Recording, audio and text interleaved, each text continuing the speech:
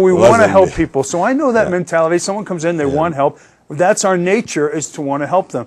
But I always found that it was a red flag when someone came in and said, I've been to 4 other surgeons before you, and they all took care of me, but they were all no good, and someone told me you were the best. When I heard that, I knew I was in trouble. That's an indication to be very concerned. Anybody comes in and, in spite of what appears to be a reasonable result, because you're looking at these people as you're talking with them, said, yes, I had my eyes done, looks like a reasonable result, and then they're still bad-mouthing the surgeon who did it.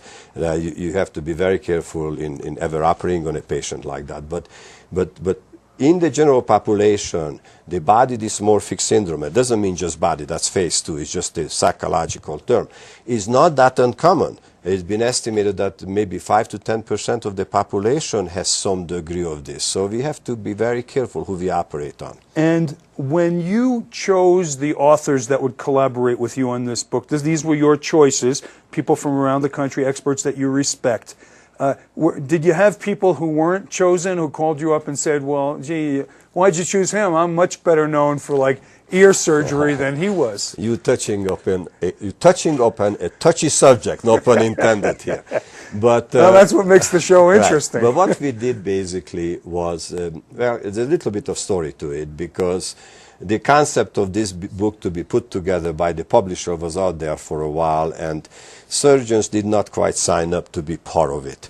And then by the time he came to me, he asked me not only to was I interested to be a contributor, but whether I would be willing to take the bull by the horns and be the editor and put together the table of the contents and help selecting lay writers. We have a couple of lay writers who wrote some of the text to put it in the terminology that the general readership would understand better.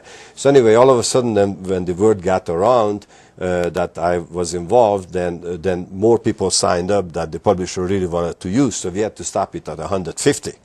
Now, we had determined that all of this had to be board-certified plastic surgeons. All of them had to be members of the American Society for Aesthetic Plastic Surgery, which is the prime society nationally and internationally dealing and focusing with aesthetic surgery. Of which you were a past president of I was a past president. For that matter, when at the genesis of this project, I was still just finishing my presidency. In order not to appear as any kind of conflict of interest or pushing people to get involved, far from it, I did not do anything with the book until I finished my term as president. And that's when I started working on it. But it's been very, very successful. The surgeons who contributed loved the book. And even though it's not available on the books shelves yet in various bookstores, because at this point we only have what we call advanced copies, already 17,000 copies been sold through the surgeons' offices.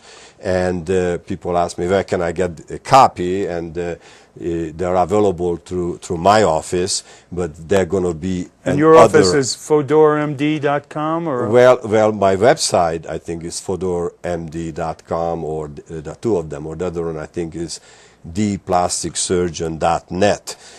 But by simply calling my office and asking for Liz Wagner, one can get a copy of the book if one is interested to doing so. Your office is in Century City? I'm in Century City, Los Angeles.